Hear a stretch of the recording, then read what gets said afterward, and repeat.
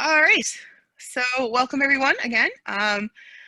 For those of you who are not familiar with me, my name is Laura Brandt. I am the project manager for Aurorasaurus, and my training is in museum education. I have a Master of Arts in Teaching in Museum Education from George Washington University, which I will probably be referencing a lot in this presentation, because what happened was over the last year that I've been at Aurorasaurus, I have seen you guys engaging with the public, and I have been like, that's a thing I learned in grad school. That's a thing I learned in grad school. You guys have this down.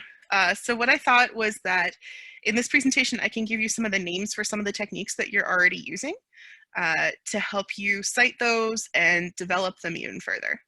So before we start, I just want to ask everybody, what are some things that we should be considering when we're talking about auroras with the general public?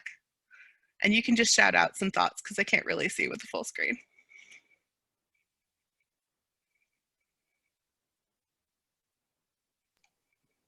People always want to know what colors are there and what causes the different colors. Yeah, the questions that people have and that they bring up with us. Yes. What else should we be listening for, or should we be considering when we're talking about auroras with the public? Is it visible to the naked eye? Is it this? Are you seeing the exact same thing that you're capturing? Yes. Thinking about sort of the sensory aspects of it and thinking about multiple ways of seeing it. It's really important. One more thing. Maybe not. Oh, two more things. All right. Go ahead. Go ahead, Allison. I was going to say not assuming that everyone has the same foundational backgrounds, like not saying, hey, you know, when you're driving or you know when you see the stars at night, because not everyone can do that or has done that. That's really important, thinking about multiple starting points of reference. And was there one more that I heard?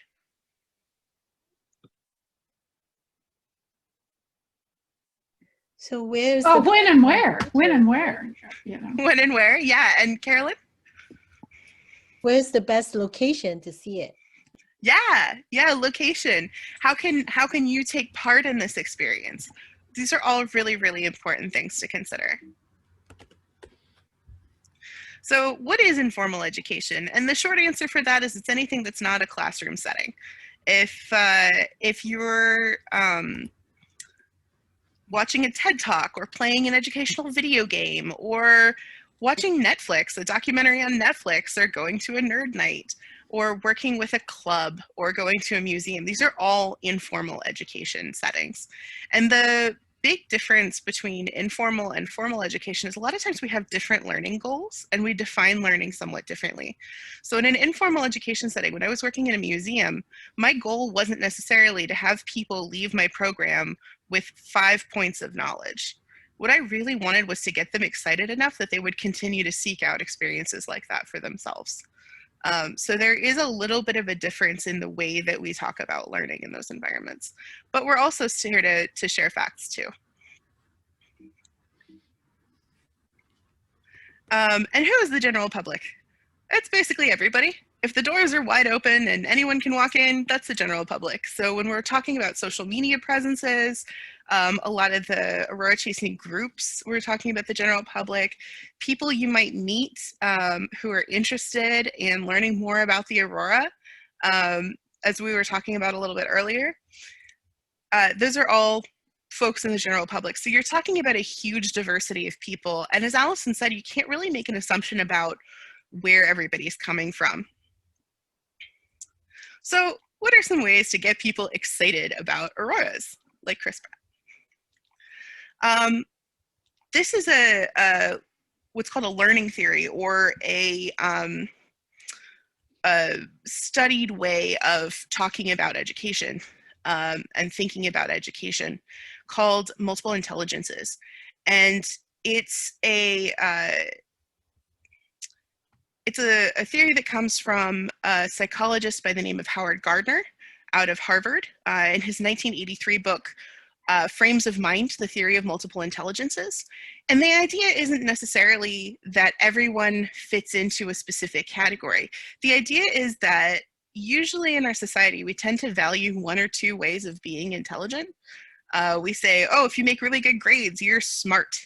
but there's lots of ways to be intelligent. People can be really, really brilliant at what he calls kinesthetic learning. They can be very, very good at sports, or they can have a really, really good interpersonal skills and emotional skills.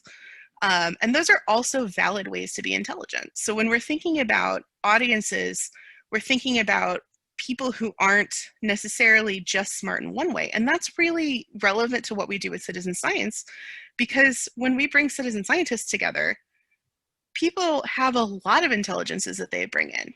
You know, I'm sorry? Sorry to interrupt. I'm not seeing the next slide. Oh, there it is. Yep, there we go. Awesome. Sorry, I'm flipping through on the Google slides. All right. So, for example, Liz is a scientist, and so she has a certain intelligence that is reinforced by doing science. But we also have some fantastic photographers here too, who are really, really sophisticated in photography. And the way that we learn about the aurora together by switching information helps us all know more. And so when you're talking with the public, we're not necessarily coming in with newbies who know nothing. Everybody's going to come in with their set of knowledge. And they may have stronger skills in naturalistic intelligence or interpersonal intelligence, or even a philosophical thinking about the aurora, but they're all valid. And that's the most important thing here. And a really good example of this was Liz and I took a ham radio class with Dr. Pat this past fall, and I am not a particularly logical mathematical person, but I am a musical person. And I was able to use my musical intelligence thinking about radio as waves like the strings on my dulcimer to access the knowledge about the science and the logic and the math. So you can use this to cast a broader net in the programming that you're doing to help people use their intelligences to access other things. When we're talking with the public, it's really helpful to just sort of start from a 5th to 8th grade level. The reason being that people's education diverges after that, and we tend to start to specialize.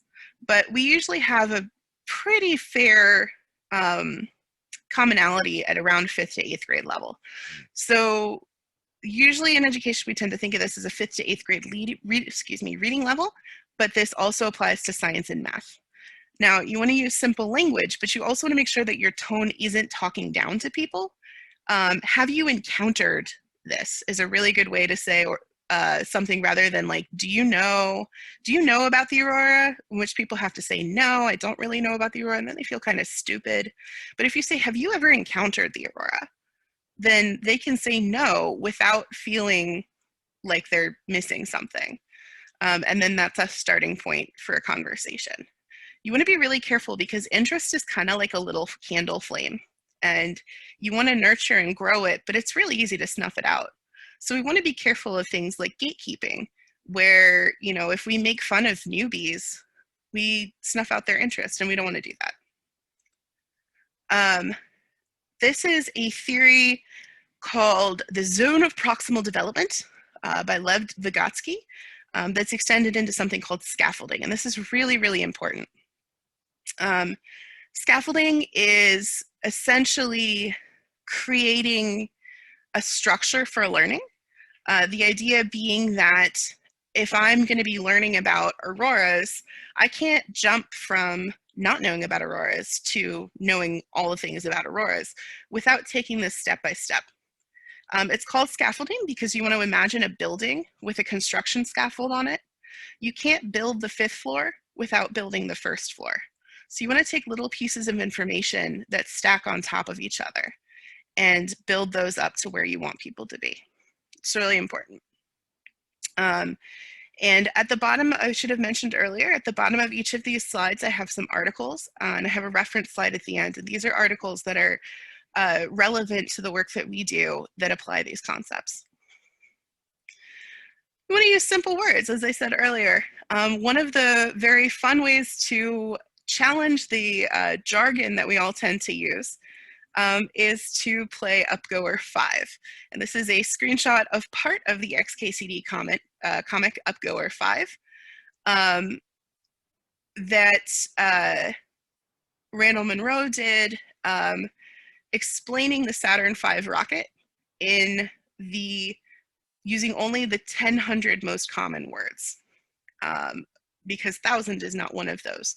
So there is a little module that you can go in and you can type up explaining an aurora or explaining science, and it'll tell you if you're using any of those words. So sometimes oversimplifying the language can help you kind of pick out the jargon that you're using and then build up from there.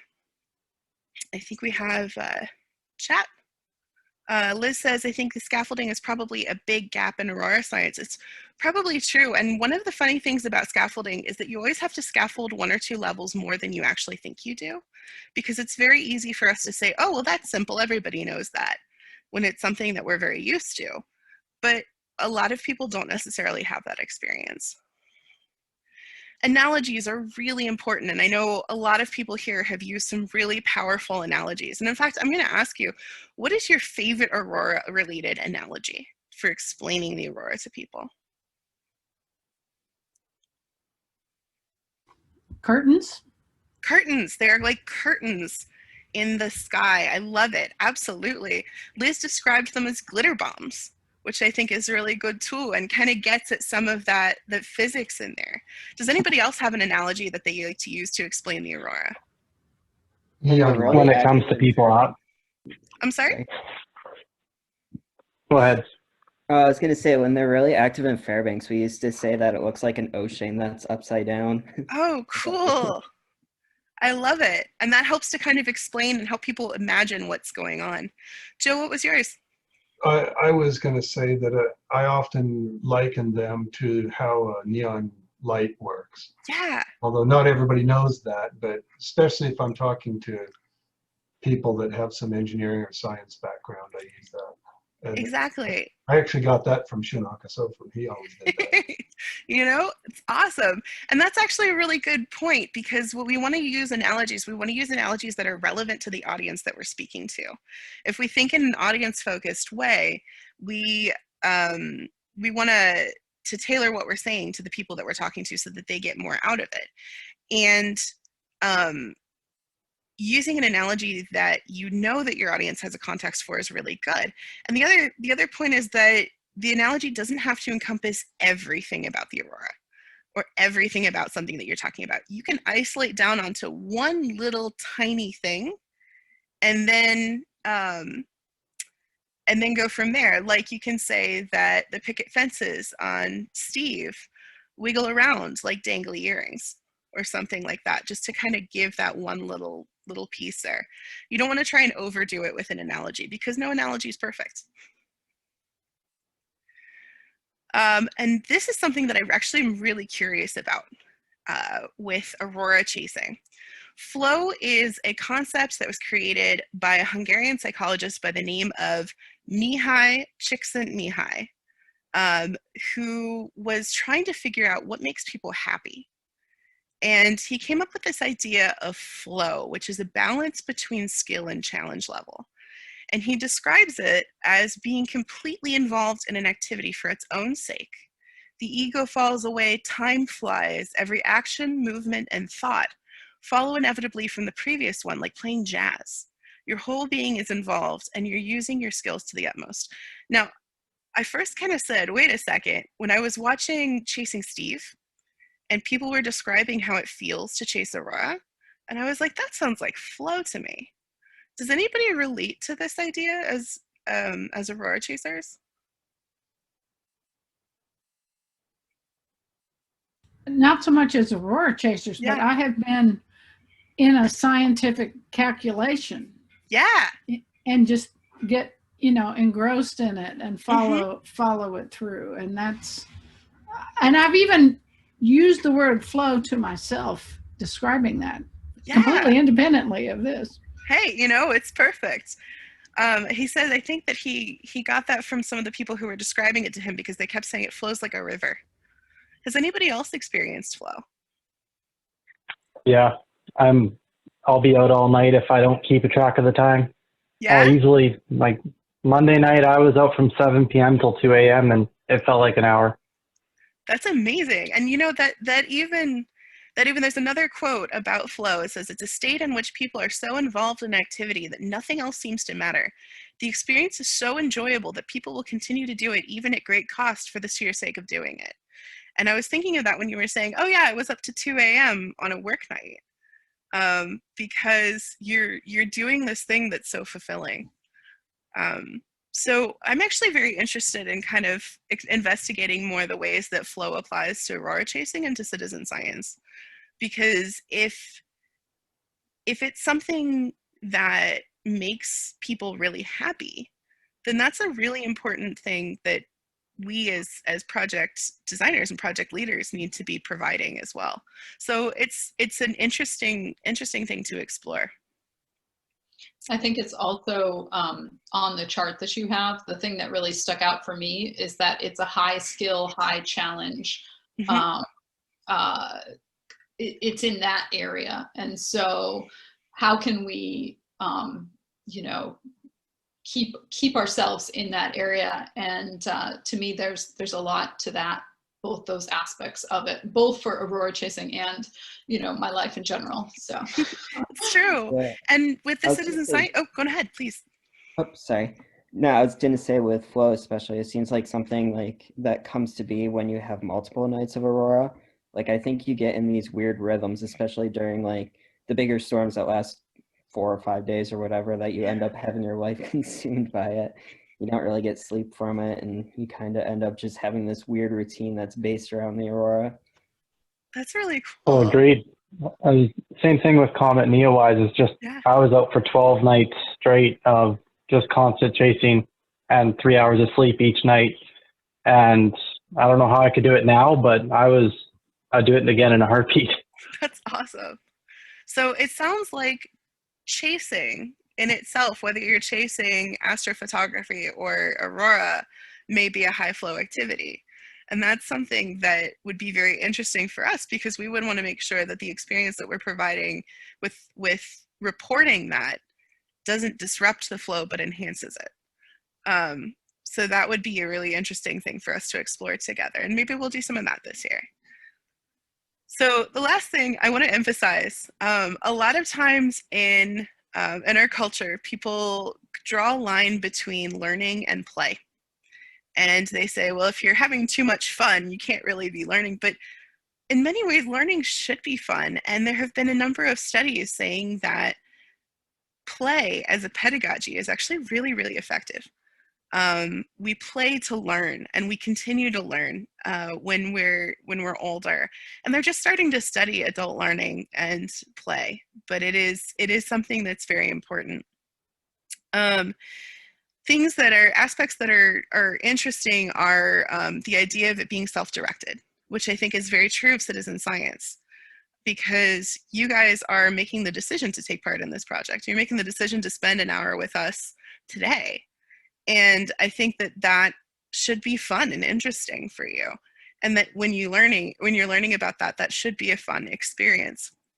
It is different for children and adults, but both have forms of play learning.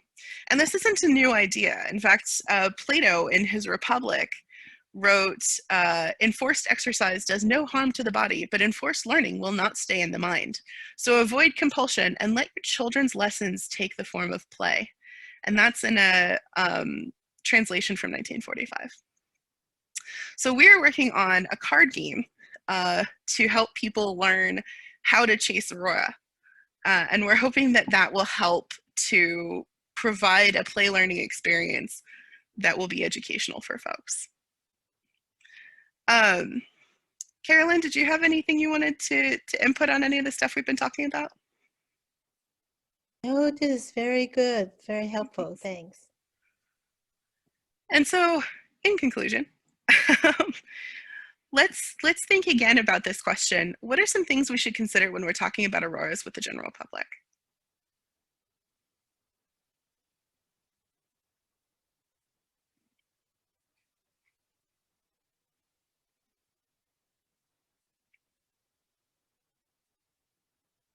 I'm currently doing an educational technique called wait time, which is you ask a question and then you sit there until people feel ever so slightly awkward and then they answer the question.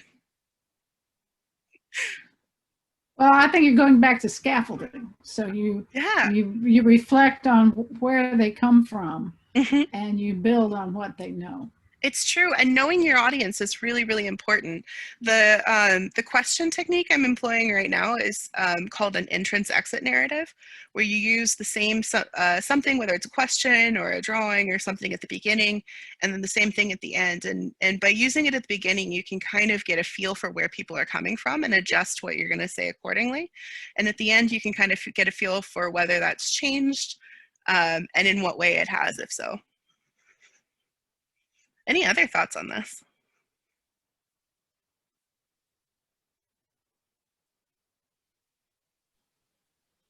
This is Jeremy. Can you hear me okay? I can hear you just fine. Cool.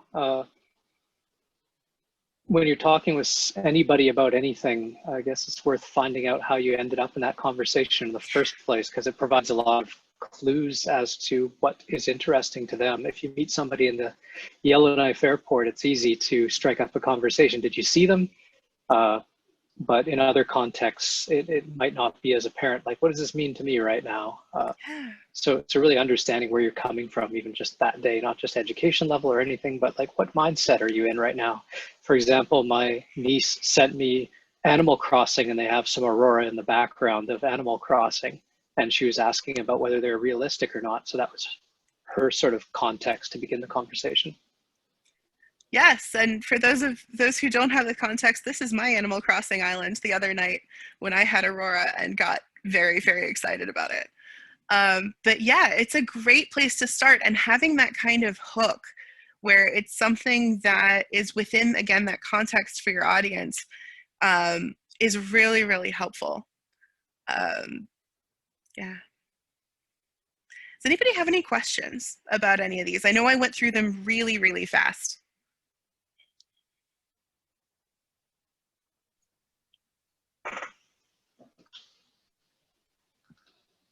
Are we going to put these on the Trello page, probably? Yes, we will put them on the Trello page, and I have a reference list here for everybody if you would like to explore any of these further.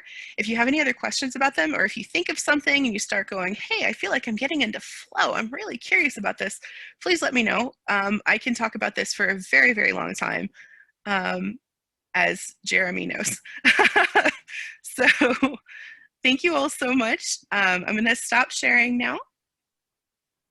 And I think what we'll do is move to a round robin. Now, one of the projects that has really been exemplifying, I think, particularly scaffolding and multiple intelligences, in that it engages, visual, mathematical, spatial, a couple of different things, is Jeremy's Aurora KP Fox. And Jeremy, I was wondering if you could start a round robin off by telling us a little bit about KP Fox. Sure, I'll give you sort of the 5-minute view. Can I share my screen? You should be able to. Is it saying you can't? It says I can, yeah. Oh, okay, yeah, please knock it on. This maybe connects right in with what you were talking about in terms of an approach to education based on a problem that I noted. And I wanted to present this as an approach to Aurora Dashboards, because this is essentially what this web application that I wrote for fun over the holiday break is. It's another dashboard, and as you can see, there are many. There's the Space Weather Prediction Center, there is Space Weather Live, there's one from Canada here that actually has some pretty good data visualization. But they are daunting. If you're not an Aurora chaser, if you're not somebody familiar with the subject matter, it's like hopping into the cockpit of an airliner. You're going, what are all these buttons and lights and dials? I don't get it. Even a really clear one like this one in the middle, it doesn't really give you the experience of the Aurora. You're not going to look at a green oval on a dashboard and go, wow, that's really a green oval there. So you miss the sort of experience of actually seeing them. And you can look at a dashboard that says Aurora are everywhere in Alaska tonight, but you're not in Alaska. So how do you tie that idea of participation and onboarding and understanding and accessibility together. I had a side project some time ago where I wanted to create a browser-based or web-based simulation of Aurora that was just as amazing to me in its unpredictability and realism as the real thing. Sort of like, you know, you watch the fireplace channel around Christmas and there's like this fireplace burning on TV. You're going, oh, well, it's nice. And every once in a while somebody throws in a log. You know it's a fireplace, you know it's nice, but you don't know what's next exactly. You just have a general idea. And they were always felt that way to me when I was looking at them. No matter what, they were always a surprise. And I want to tie that in with some onboarding and such. So some of the common things people see are, hey, this is where they come from, and this is how they funnel into the earth, and this is where they funnel into the earth, and these are where the colors come from by altitude, and here are all those little billiard balls that bounce around in the atmosphere to produce those colors. That's sort of a common pathway of onboarding people. And they might show some images that reflect that, maybe from the space station or even from, say, Saturn.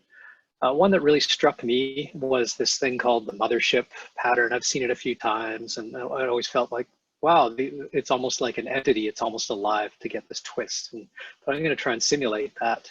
And around that simulation, I want to give it some relevance. So I'm going to tie the simulation to actual data from Space Weather Prediction Center and effectively make a dashboard.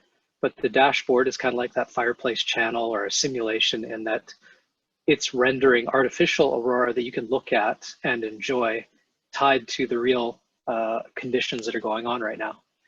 So KP Fox kind of looks at, well, how are those curtains folding and forming? What are some of the physics behind that? What's some of the prior work in simulating the aurora on computers? Hopefully these are, you can see these slides. I'm going through them like once every few seconds, but they're refreshing for you, okay? All right. I tried replicating some of the simulations that were in the papers, and I was getting, they claimed 320 by 240 resolution at 1 frame every 10 seconds with their resolution, which is not real time, and nobody's going to sit and be in awe of a simulation running at 0.1 frames per second. So I found, yeah, they're not going to work in my experiments, but I found some other ways using sort of game engines to simulate the aurora, what you might see a little bit in Animal Crossing. And this involved the idea of unpredictability and specifically noise generation. If you can't simulate the physics, you can use noise lookup tables, and they're kind of like a palette of organic motion and texture. They're invented originally for the Tron movie in 1982, and you can use them to simulate everything from wood grain to marble to concrete to moss to water surfaces, and it's used a lot in game development. And this noise, you can take slices through it which look like mountains or look like an earthquake. You can animate your slices through it and get nice smooth animations that look like this circle here. Hopefully it's animating for you. And there's ways of tying that together. So just briefly, we had the idea of the curtain. That's an analogy, but it's also quite real. Let's take in the computer a curtain, a mesh, a rectangle that's really thin, really long, and pretty tall, just like the real aurora curtain. And let's paint it virtually with the colors we might expect to see of the aurora. But, you know, that's pretty homogeneous, and it looks like a square that somebody just painted. So you can start using that noise to animate it. You can run that noise across it and start to get those rays of animation. You can run the noise through it, and now those rays also kind of have a scintillation. And again, it's not using physics or anything, it's just using these noise functions that some brilliant people came up with in 1982, and they work fine on your smartphone, they work fine on your desktop. So you've got a mesh that kind of has some nice painting on it, but it's still a rectangle. So you can use that noise to also move around the vertices of this rectangle. And you can start giving it waves, or you can start to spiral it using just the math of a standard spiral. Or you can add the waves to the spiral shape and start to get a motion like that. So now you've got a motion that kind of looks like that undulating curtain that you may or may not have seen. and you've got the painting capability, so you kind of paint that undulating thing. You really start to get something that looks a little bit like the Aurora, but will work on a smartphone. And if you add some visual cues to give you a place, like some trees and some snow and the moon, it really kind of starts to look like a living painting. Because it's not a real simulation, you have to tune it with parameters, and you spend weeks tweaking the parameters to get it to look real. And then you actually have something that you can drive with space weather prediction data. You can have the KP index move these sliders for you within the program and give you everything from a virtual KP0 up to a KP9. So I invite you all to try that. I'll put this in the chat right now. Jeremy, this is amazing. It was fun too. Do you mind bringing up KP Fox just so folks can see it? Yeah, I put the link in there, and I'll bring it up as well. Hopefully this is rendering quick enough. So going back to the education aspect of it, let's refresh this here. Right now it's KP0. There's a graph showing KP for the last while here. If you just look at the rendering, you're kind of like, okay, that's fine, but I want to introduce the characters, so that's why the KP Fox is there. And there's actually a dialogue going on between KP Fox and a narrator up in the top that onboards you into what is a KP index. And it's using that old sort of Greek approach of having listening into a conversation between the learner and the professor. That's how they used to write textbooks thousands of years ago. It wasn't just, here's the stuff, it was, you're listening in on a conversation. So I chose to emulate that. The other thing too, it's something in data visualization called the sparse dashboard problem. It happens if you start an online store and you don't sell anything. It just says, you've sold $0, and it looks like that, and you get discouraged for weeks on end. So you want to also make sure that even though it's KP0 right now, we give the user the opportunity to learn about the changes that geomagnetic activity have and what the aurora look like, so they can go in and change to KP1. Say, oh, it's starting to undulate a little bit more, get a bit more bright, move a bit more quickly.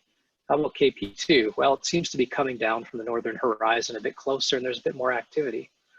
By the time you get to KP4 or 5, you might start to see the nitrogen pink runners on the bottom of the curtains.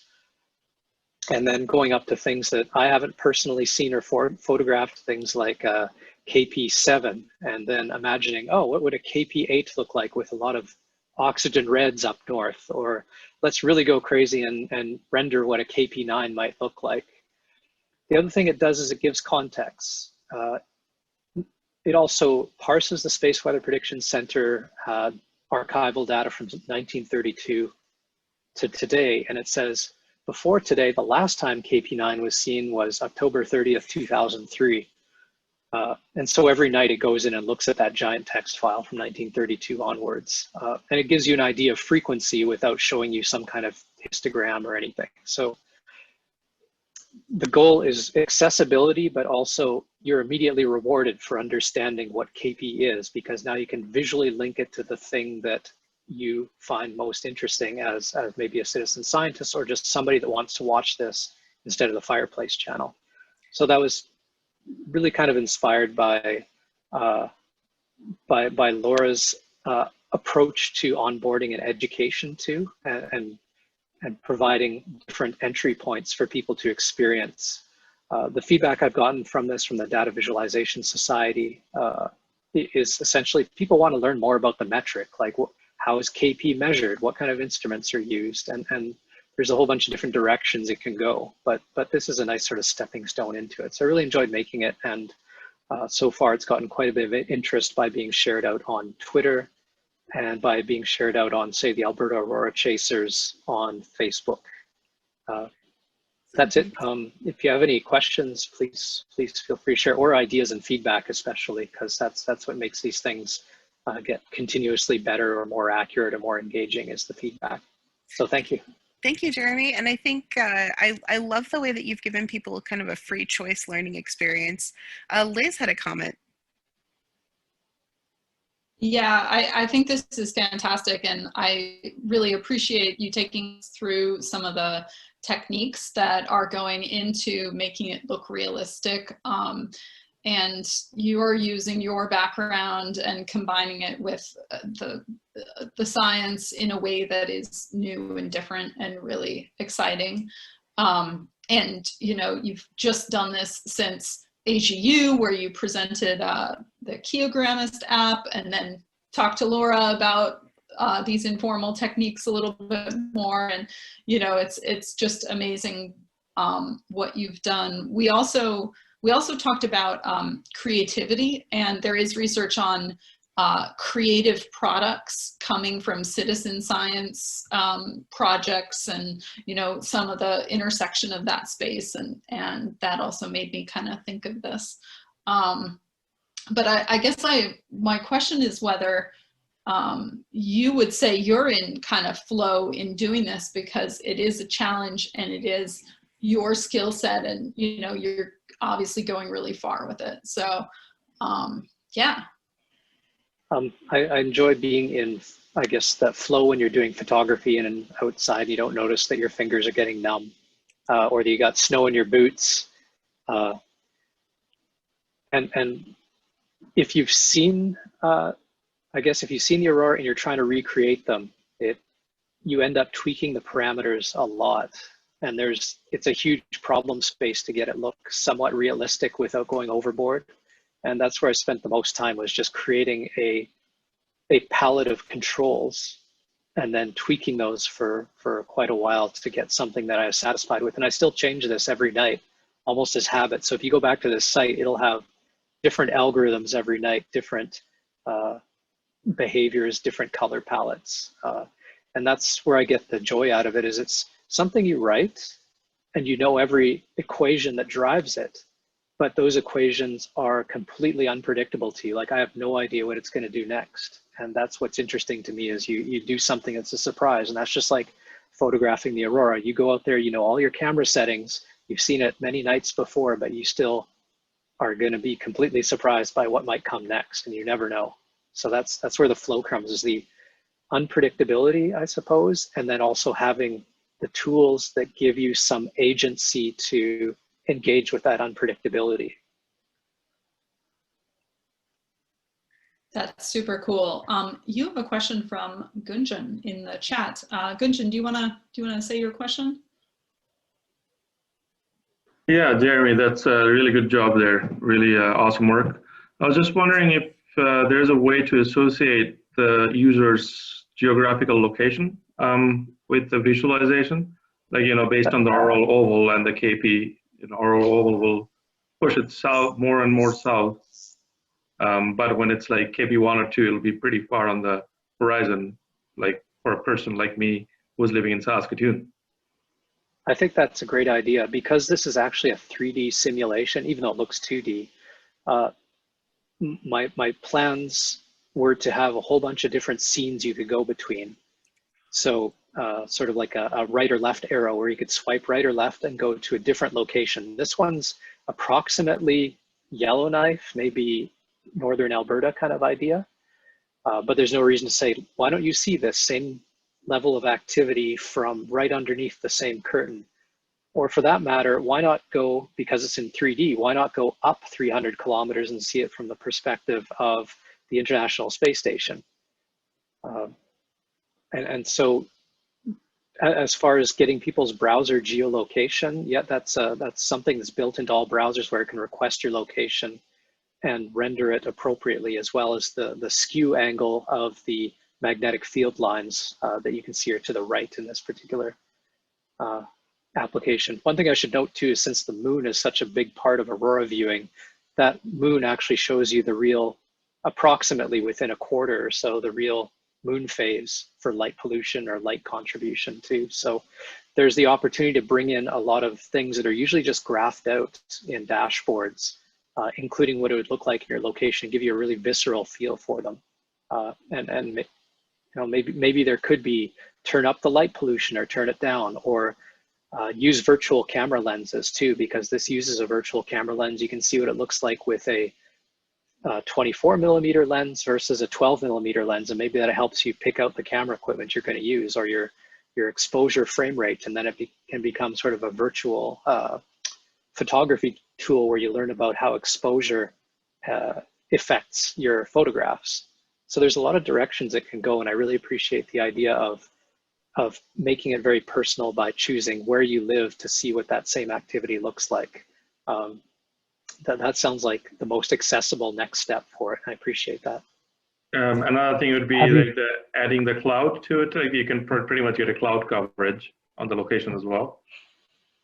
You can. Oh yes, and you could have you could turn that off whenever you wanted, which you can't do in real life, unfortunately. Yeah, of course, yeah. A good button. Yeah. That's great. Thanks. Thank you for the idea. Have you thought at all about history? Being able to punch in a date, like whatever, go back to a certain date and then be able to see what the aurora looked like from that date according to that data? Oh, that's a great idea. There's no reason we cannot do that because we already have that gigantic data set from Space Weather Prediction Center. So you can say, what were the aurora like on my birthday last year or the year before, just like Facebook always does. Or what was, show me the last KP6 from Chicago or something.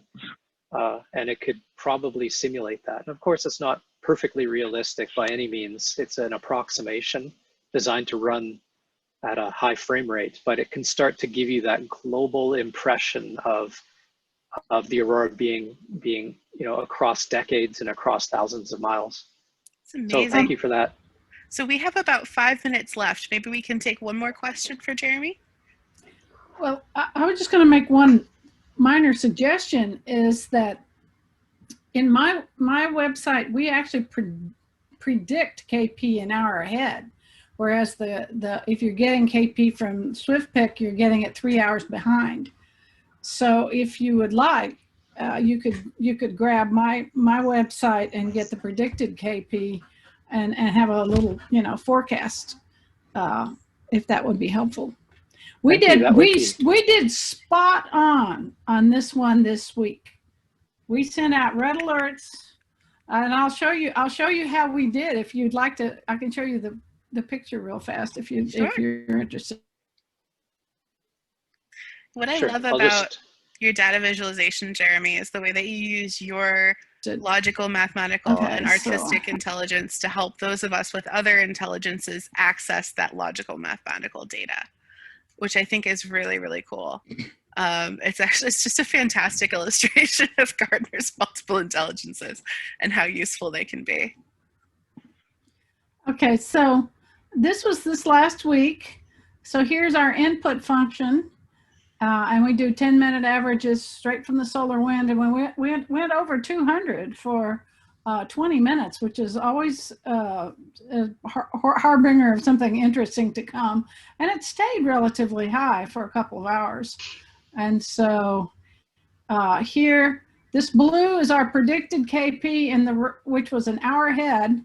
And the red was the real-time estimate from NOAA 3 hours later. And so we got KP really quite well. Here's our predicted DST, our predicted AE index. And in fact, really, if you're going to do the aurora, AE is better than KP because it's a shorter term and it responds to the electrical currents in the ionosphere.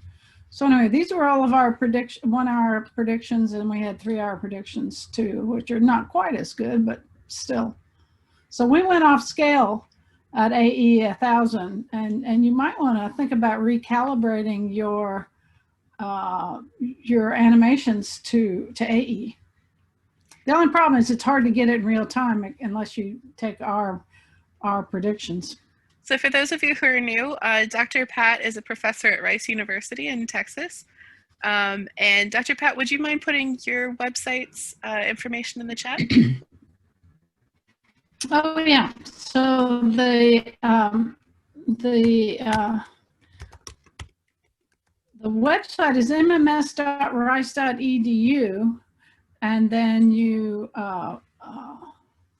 for our space weather right here. So so this is my MMS website. And then here's what it is in real time right now. And so we're kind of quiet right now. We do have some longer term predictions from Enel that are available that are not as good. We have a planetarium show on magnetism that you can watch. And if you want to subscribe to our SPAC alert, just click here and